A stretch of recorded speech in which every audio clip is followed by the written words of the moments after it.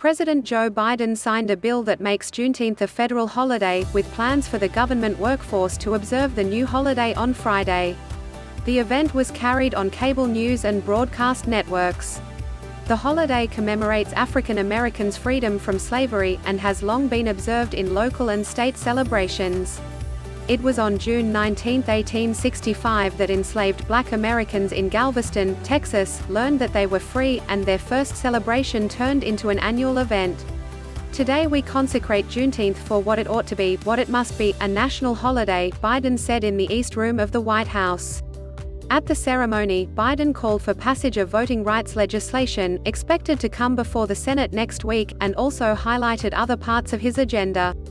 As he has many times before, he also urged Americans to get vaccinated. Joining Biden at the ceremony was Opal Lee, 94, the activist who is known as the grandmother of the movement to make Juneteenth a federal holiday. He described how, on Juneteenth 1939, when Lee was 12 years old, a white mob torched her family home. Such hate never stopped her, Biden said. Quote ellipsis. Over the course of decades she has made it her mission to see that this day came.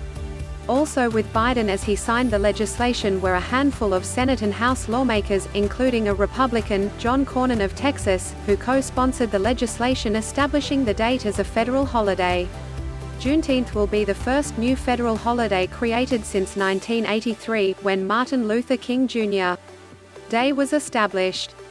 Earlier this week, the Senate passed legislation unanimously to make Juneteenth a federal holiday, and the House voted 415 to 14 on Wednesday, sending the bill to Biden's desk.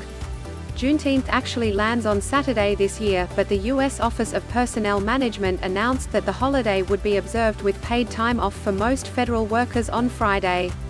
California recognizes Juneteenth, but it is not a state holiday for employees.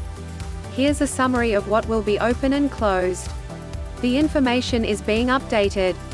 Federal courts, most will be closed, including the D.C. Circuit. Mail service, no announcement has been made. Stock markets, the New York Stock Exchange and Nasdaq will be open, but the exchanges are expected to meet to determine whether to close in future years. Some banks will close early. Talent agencies, CAA, ICM Partners, UTA and WME Entertainment all will be closed on Friday.